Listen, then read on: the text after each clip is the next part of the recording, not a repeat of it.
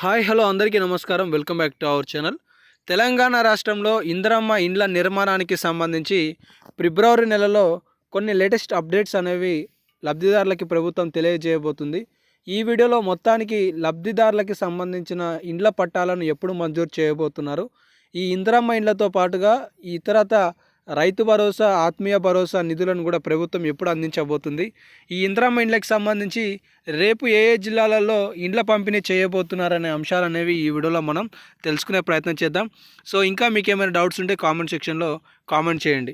ఇక వీడియోకి వెళ్ళిపోయే ముందు నాదొక చిన్న ప్రశ్న ఏంటి అంటే, ఇందిరమ్మ ఇండ్ల పట్టాలు ఈ వీడియో చూసే మీలో ఎవరికైనా అంది ఉంటే ఎస్ అని, అందకపోతే నో అని చెప్పి కింద కామెంట్ సెక్షన్లో కామెంట్ చేయండి. ఇక లేటెస్ట్ అప్డేట్స్లోకి వస్తే, తెలంగాణ రాష్ట్రంలో జనవరి 26వ తారీఖు నాడు రాష్ట్ర ప్రభుత్వం మొత్తం 4 ప్రతిష్టాత్మక పథకాలను ప్రారంభించింది. ఇందులో ఒక పథకం 7,500 రూపాయల రైతు భరోసాని 6,000 రూపాయలుగా చేసి లబ్ధిదారుల ఖాతాలో 569 కోట్ల ప్రభుత్వం జమ చేసింది. ఆ తర్వాత రెండో పథకం 6,000 రూపాయల ఇందిరమ్మ ఆత్మీయ భరోసా, దానికి 10 కోట్ల రూపాయల కేటాయింపు చేసింది. నెక్స్ట్ పథకం 4,50,000 ఇందిరమ్మ ఇండ్లు, ఒక్క ఇంటి నిర్మాణానికి 5 లక్షల రూపాయలు అనేవి లబ్ధిదారి ఖాతాలలో ప్రభుత్వం విడతల వారీగా జమ చేసేందుకు ఈ పథకాన్ని ప్రవేశపెట్టింది. సో ఈ పథకానికి సంబంధించి తెలంగాణ రాష్ట్ర వ్యాప్తంగా కూడా 72,000 మందికి పట్టాలనేవి కూడా ఇప్పటికే వాళ్ళకి అందజేసిన ప్రభుత్వం. మిగతా వారికి ఎప్పుడు అందజేస్తుంది అనే ప్రశ్నకి సంబంధించి చాలామందికి డౌట్స్ అయితే ఉన్నాయి. దానికి సంబంధించి ఈరోజు ఒక స్టేట్మెంట్ వచ్చింది. ఇందిరమ్మ అప్లికేషన్లు రీవెరిఫికేషన్ చేసేందుకు ప్రభుత్వం కలెక్టర్లకి ఆదేశాలు జారీ చేసినట్లుగా సమాచారం అయితే చూసుకోవచ్చు. ఇందిరమ్మ ఇండ్ల అప్లికేషన్లు రీవెరిఫికేషన్కు రాష్ట్ర ప్రభుత్వం ఆదేశాలు అన్నట్టుగా స్టేట్మెంట్ అయితే పూర్తి స్థాయిలో ఇచ్చారు. గ్రామ సభల్లో వచ్చిన అభ్యంతరాలను పరిశీలించండి, జిల్లా కలెక్టర్లకు హౌసింగ్ కార్పొరేషన్ ఎండి ఆదేశాలు అనేది స్టేట్మెంట్ అనమాట. అంటే తెలంగాణ రాష్ట్రంలో మొత్తం 80 లక్షల అప్లికేషన్లు వచ్చాయి.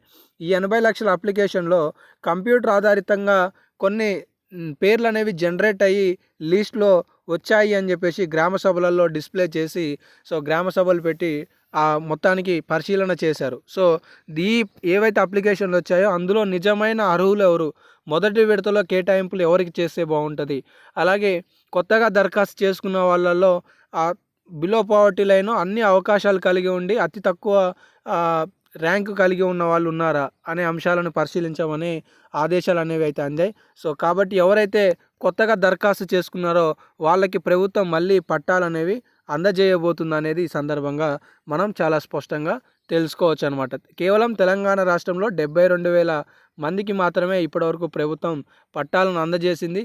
కానీ నిధుల కేటాయింపు కానీ అలాగే పని కానీ ఇంకా పూర్తి స్థాయిలో ప్రారంభించలేదు అనేది అయితే తెలుస్తుంది.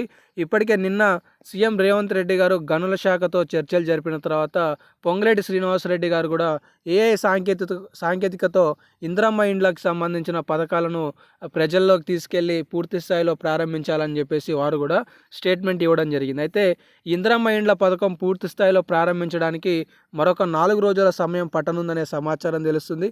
సో దీంతో పాటుగా అతి తక్కువ ధరలోనే సిమెంట్, ఐరన్ అలాగే ఇసుకను ప్రభుత్వం లబ్ధిదారుడికి అందించే విధంగా కూడా చర్యలు చేపడుతుందనే సమాచారం ఈ సందర్భంగా తెలుస్తుంది. సో తెలంగాణ రాష్ట్రంలో ఇందిరమ్మ ఇండ్లకి సంబంధించి, రైతు భరోసాకి సంబంధించి, ఆత్మీయ భరోసాకి సంబంధించి, కొత్త రేషన్ కార్డులకు సంబంధించి ఏ చేర్పులు మార్పులు ఏవి ఉన్నా కూడా మరొక 4 రోజుల సమయం పట్టనుంది అనే సమాచారం అయితే ఈ సందర్భంగా మీకు తెలియజేయదలుచుకున్నాను.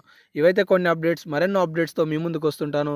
మన ఛానల్ని మిస్ కావద్దనుకుంటే సబ్స్క్రైబ్ చేసుకొని ఫాలో అవుతుండండి. ధన్యవాదాలు.